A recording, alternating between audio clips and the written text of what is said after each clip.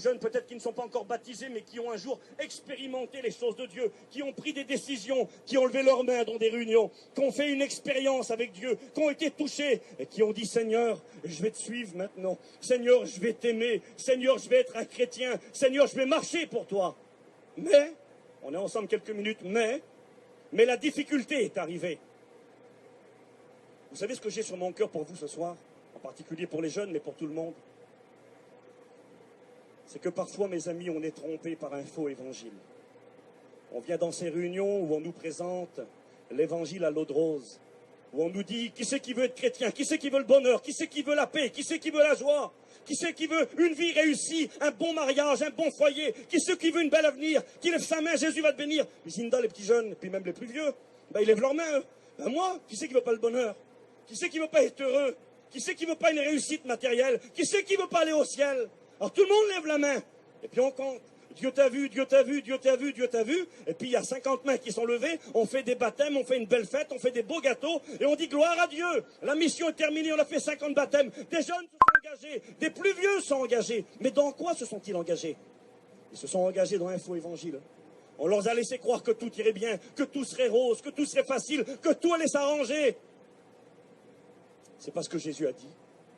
Jésus a dit: celui qui veut me suivre, qu'il renonce à lui-même, qu'il se charge de sa croix. Et vous savez, c'est quoi quelqu'un qui se charge de sa croix?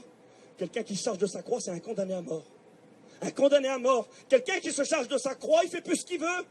Jésus va dire un jour à l'apôtre Pierre: écoute Pierre, quand tu seras vieux, il voulait suivre Jésus, écoute, il dit: non, quand tu seras vieux, un autre te mènera là où tu ne voudras pas aller. Et il est écrit, par ces mots, Jésus indiquait de quel moyen et par quelle mort Pierre glorifierait le Seigneur. Un autre te mènera là où tu ne veux pas aller. Et il annonçait par là que Pierre glorifierait le Seigneur quand il serait vieux, par une mort en martyr sur une croix crucifiée. Un crucifié ne va pas où il veut. Un crucifié ne fait pas ce qu'il veut. Quelqu'un qui porte sa croix ne va pas où il veut. Et puis quand on a compris cela, on a compris plein de choses. On est trompé parfois. Bon, volontairement ou pas, je ne pense pas que c'est volontaire. Et puis c'est vrai, ne me faites pas dire ce que je n'ai pas dit. En Christ, il y a du bonheur, c'est vrai. La joie du salut. Quand on le rencontre, cette joie vaut cher. Quand on le rencontre, l'amour de Dieu qui est déversé dans nos cœurs par le Saint-Esprit, ça vaut cher. La paix de Dieu qui surpasse toute intelligence, ça existe et c'est vrai. Mais un chrétien, mes amis, et j'aimerais le dire aux jeunes ce soir, certains vont dire: il est complètement fou, il va tuer la jeunesse.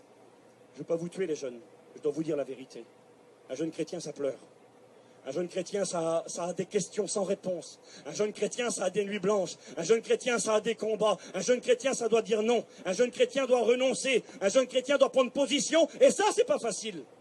Quand tu as tous tes copains qui font autrement, quand les autres font autrement, et que toi, tu ne dois pas faire comme les autres, parce que tu es un chrétien, parce que tu portes ta croix, parce que Jésus a dit: vous aurez des tribulations.